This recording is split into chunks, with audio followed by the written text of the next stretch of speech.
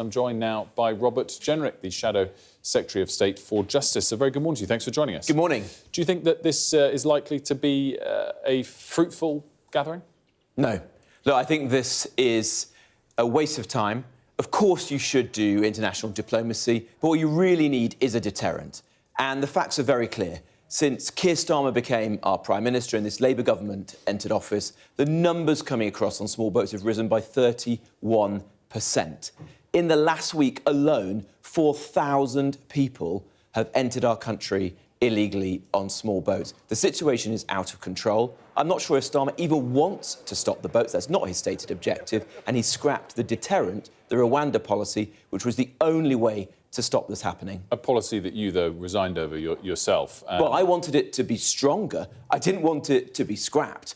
You know, strengthen it, not scrap it. Starmer has got rid of the only way that you can stop people entering this country, which is to send a message clearly to the people smugglers and those looking to come here that if you enter the country in this way, you'll be detained and you'll be removed within hours and days, not weeks and months. Labour have got rid of that, and as a result, it's open season.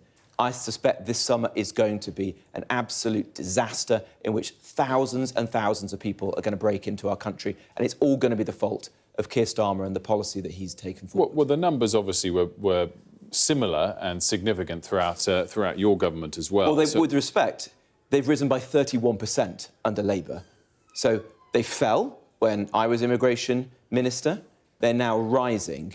And this is the worst start to a year since this problem began. They are up year over year. There's no doubt about that, and we'll see how they are by the end of the year. I guess the sort of final question I have on this is there's trying to tackle it at source, trying to tackle the gangs and trying to have a deterrent. But is the fundamental problem the same one that you faced, which is that the leaders of the Northern European countries don't particularly want to end this? Well, it's true that France could stop this tomorrow if they wanted to. They could enforce the border more effectively, get their officers on the beaches. And that's a difficult issue to tackle if you want to maintain warm relations overall with a country like France. Well, I think it would be a win-win for both the UK and France to bring this issue to an end. How does the Prime Minister convince them to do that? France don't want to do that. And so putting all of your eggs in the basket of international diplomacy is not going to succeed. You've got to have an actual deterrent. And Keir Starmer is not willing to do that because he's not strong on this issue, and it's not at all clear to me he even wants to stop this. Let's talk about the Sentencing Council, because it's emerged that the Justice Secretary is going to legislate to change the guidance that came out. We're expecting something to be announced this week on that front. Is that something you'll welcome? Look, in 15 hours' time, two-tier biased sentencing rules are going to come into effect in this country. And so as we speak this morning, there will be judges and lawyers preparing cases for tomorrow whereby they will have to implement rules which are biased against men, against white people, against Christians. And the Justice Secretary has done absolutely nothing to resolve this. I warned her weeks ago. I brought forward a bill which would have given her the power to amend or reject these biased guidelines. She rejected that bill. I told her to sack the members of the Sentencing Council that did this. She refused to do so. She sat on her hands, and now by her own admission, she is going to be presiding over two-tier justice by the time we wake up tomorrow morning. I mean, it's interesting in terms of the process and timing. I don't think you would expect the opposition to have picked up bills, the government to pick up opposition bills in the way that you're suggesting she could have done seamlessly. But why didn't she bring forward her own bill? Well, she might. If for party politics she refused to take my bill forward, why didn't she bring her own one? As Shadow Justice Secretary, you'll understand as well that it's important to maintain separation of powers, and there's a legal process that needs to go through. She did write a letter to the head of the Sentencing Council, a reply that only was forthcoming on Friday to say the guidelines do not require revision. Let's just unpick what happened here.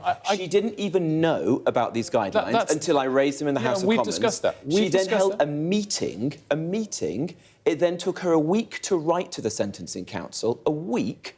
She then got a letter back on Friday. She's not brought forward emergency legislation. There is no way... But she's not going to bring it forward on Sunday. Well, there's no way that she will be able to resolve this today.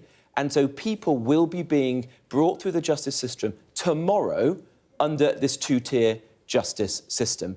She's completely failed. Frankly, she's been humiliated by the Sentencing Council. She was asleep at the wheel, and now she's presiding over the very system she described as two-tier. I assume you agree that this has to be done in a very careful legal process, or else the government could be trying to force the judiciary to act in a certain way until it's properly legislated for, which is something that we are expecting. I agree we haven't had it yet. The other point, of course, on this, which I think is important to note, is that your own government oversaw a significant amount of the development of these guidelines, and your former minister as well expressed support for the direction of travel. So I think both parties... That's not correct, Wolf. The Sentencing Council themselves have said that the guidelines that are coming into place tomorrow morning are materially different from any one that was seen by the last Conservative government.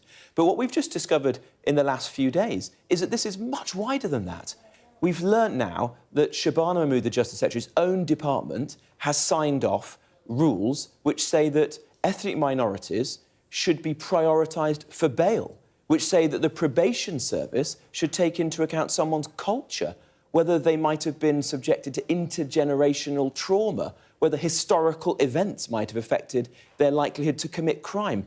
This is complete madness. This is two-tier justice under two-tier care, and this is directly at the door of this Labour government and this Justice Secretary, because those guidelines were signed off in January by her own department. In terms of legislation that could be brought forward this week to overturn these guidelines, is that something you'll support when it comes? Well, we'll have to see, but as of this morning, we know absolutely nothing about this. It's too little and it's too late. There are literally cases going to be heard in 15 hours' time under a system that the Justice Secretary has admitted is two-tier. This flies in the face of the rule of law. We all want to be treated equally before the law, regardless of the colour of your skin or the faith that you follow. And because of the sheer incompetence of this Justice Secretary, that is not going to be the case from tomorrow morning.